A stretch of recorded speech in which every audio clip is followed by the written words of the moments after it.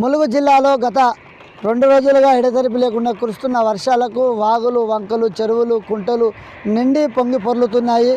ఇక్కడ ఈ ఏజెన్సీ ప్రాంతంలో వర్షాకాలం వచ్చిందంటే చాలు వాగులన్నీ నిండిపోతాయి. ఏజెన్సీ ప్రాంత ప్రజలకు చాలా ఇబ్బందులు జరుగుతాయి. గత సంవత్సరం ఎంతో నష్టం వాటిల్లింది. అటువంటి నష్టాన్ని మళ్ళీ మన ఏజెన్సీ ప్రాంతంలో జరగకుండా తగు జాగ్రత్తలు తీసుకోవాలని చెప్పి మన మధ్యలో ములుగు జిల్లా వ్యవస్థాపక అధ్యక్షులు ముంజాల భిక్షపతి గౌడ్ ఉన్నారు. వారితో మాట్లాడే ప్రయత్నం చేద్దాం. నమస్కారం అండి. నమస్కారం సార్. చెప్పండి, ఎట్లుంది ఈ వర్షాకాలం ఎలా ఉంది? గత 2 రోజులుగా విపరీతమైన వర్షాలు పడుతున్నాయి. ములుగు ఏజెన్సీ ప్రాంతం, వెనుకబడ్డ ప్రాంతం, ఆదివాసీ ప్రాంతం, ఇక్కడ గూడాలు ఉన్న ప్రాంతం. ఇక్కడ గత ప్రభుత్వం చాలా తప్పు చేయడం వల్ల ఎంతోమంది ప్రాణ నష్టం జరిగింది. కొండేలో కావచ్చు, మల్లెలో కావచ్చు, ఈ గుర్రంపేట కావచ్చు, మన గుర్రంపేట, మన రామకృష్ణాపూర్ ఏరియాలో కూడా చాలా ప్రాంతాలలో నష్టం జరిగింది. మరి దాన్ని దృష్టిలో పెట్టుకొని గత ప్రభుత్వం చేసిన విధంగా ఈ ప్రభుత్వం చేయకుండా తగు జాగ్రత్తలు తీసుకొని ప్రమాదం జరగకుండా, చనిపోకుండా, పోయినసారి ఇండ్లకి కొట్టుకుపోయిన ప్రాణ నష్టం బాగా జరిగింది. అటువంటి పరిస్థితి రాకుండా పునర్వృత కేంద్రాలు ఏర్పాటు చేసి హెల్ప్ లైన్ సెంటర్ కూడా ఏర్పాటు చేయనుంది. దానికి అనుగుణంగా ఏజెన్సీ ప్రాంతాల్లో ఎటువంటి ప్రాణ నష్టం జరగకుండా ఉధృతంగా ప్రవేశిస్తున్న వాగులు, వంకలు బాగా వర్షాలు పడుతున్నాయి. ఇంకా 2 రోజుల వరకు కూడా వర్షాలు కురిసే అవకాశం ఉన్నది వాతావరణ శాఖ హెచ్చరించడం జరుగుతున్నది. దాన్ని దృష్టిలో పెట్టుకొని ఏజెన్సీ ప్రాంతాల్లో గతంలో ఎట్లుంది అంతేకాకుండా మనం బొగ్గుల వాగు కూడా చూసుకున్నట్లయితే ఎన్నో సంవత్సరాలుగా బొగ్గుల వాగు వంతెన కట్టాలి, వంతెన నిర్మాణం ఏర్పాటు చేయాలన్నది. మరి ఇప్పటి వరకు వంతెన ఏర్పాటు చేయలేదు. ఏమంటున్నారు ప్రజలు? మేము జగడం బొగ్గుల బాగుపై హై లెవెల్ బ్రిడ్జి నుంచి ఛాన్సర్లా గత ప్రభుత్వాలు వినతిపత్రాలు ఇచ్చినాం. గత సంవత్సరం ఎన్నో ఉద్యమాలు కూడా చేసినాం. ఎందుకంటే జగన్ కూడా బొగ్గుల బాగు హై లెవెల్ నిర్మించకపోవడం వల్ల ఎంతోమంది ప్రాణాలు పోయినాయి. 2 సొంత అక్కయ్యలు కూడా చనిపోయిన పరిస్థితి గత 10 సంవత్సరాల క్రితం జరిగింది. ఇక్కడ అంటే గత ప్రభుత్వం కూడా ఎన్నోసార్లు వినతిపత్రాలు ఇచ్చడం చెప్పడం కూడా జరిగింది. ఇప్పుడు కూడా బొగ్గుల బాగు ఉధృతంగా ప్రవహించే పరిస్థితి ఏర్పడుతున్నాయి.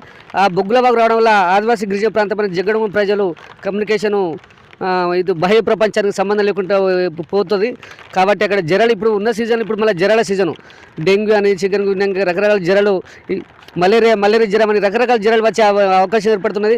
కాబట్టి డిఎంహెచ్ఓ ఆధ్వర్యంలో మారుమూల ప్రాంతాల పోవడం జరుగుతున్నది. సంతోషకరం విషయం. ఎందుకంటే మారుమూల గ్రామాలకు పోయి వాజన్ మండలం ఆదివాసీ ఆదివాసీ గిరిజన గ్రామాల గూడాలకు పోయి వైద్య సేవలు అందిస్తున్నారు. అదేవిధంగా ప్రతి గ్రామంలో వైద్య శిబిరాలు ఏర్పాటు చేసి టెస్టులు నిర్వహించి, ప్రతి గ్రామంలో పరీక్షలు నిర్వహించి ప్రజలకు వైద్య రంగ సేవలు అందుబాటు ప్రజలకు సౌకర్యాలు కల్పించి. ఇప్పుడు బొగ్గులవాగు ప్రాంతంలో వాగు దాటే ప్రజలు అంటే అక్కడ ఎంతమంది ప్రజలు ఉంటారు? ఎన్ని గ్రామాలు ఉంటాయి ఆ వాగు అవతల?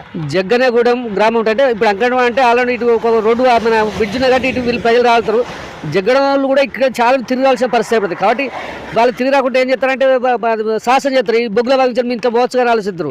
అంటే వాళ్ళు శాసన చేయడం వల్ల మా బాగులో మునిగిపోయే పరిస్థితి, కొట్టుకుపోయి గతంలో 2 అక్కజలు రాకెట్ పండుగ సందర్భంగా కొట్టుకుపోయి చనిపోయిన సంఘటన కూడా ఉన్నది. అక్కడ బొగ్గుల వాయువులో ఎంతోమంది ప్రాణాలు కోల్పోయిన పరిస్థితి. కాబట్టి మేము హై లెవెల్ బ్రిడ్జిలను గతంలో ఎన్నో వినపాలు చేయడం జరిగింది.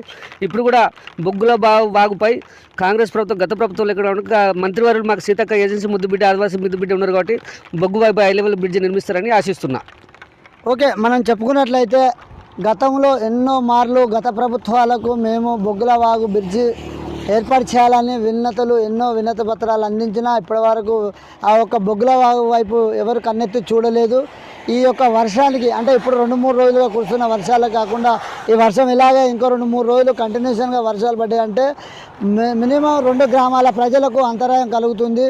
ఎన్నో ఏళ్ళుగా బొగ్గుల వాగు వంతెన నిర్మాణం ఏర్పాటు చేయాలని చెప్పి మేము కోరినప్పటికీ కూడా ఎవరు కూడా మా బొగ్గుల వాగు వైపు కన్నెత్తి చూడడం లేదని చెప్పి ఇప్పుడైనా మా మంత్రి సీతక్కన్న మా యొక్క గోడును వినిపించుకొని మాకు బొగ్గుల వాగు వంతెన నిర్మాణ పనులు ఏర్పాటు చేయాలని చెప్పి ఇక్కడ ఉన్నటువంటి ములుగు జిల్లా సాధన వ్యవస్థాపక అధ్యక్షులు ముంజాల భిక్షపతి గౌడ్ తెలియపరిచారు.